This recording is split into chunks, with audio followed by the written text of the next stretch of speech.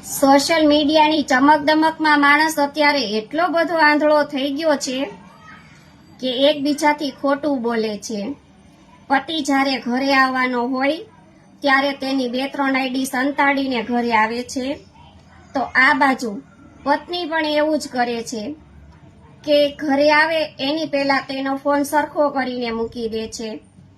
માણસ એટલું બધું આંધળું થઈ ગયું છે કે 50 થી 60 વર્ષની ઉંમરના ફોટા એઆઈની મદદથી 30 થી 35 વર્ષના મૂકેલા હોય છે. તેની અંદરની હકીકત આપણને ખબર હોતી નથી, તેની હકીકતની આપણે જાણકારી મેળવેલી હોતી નથી.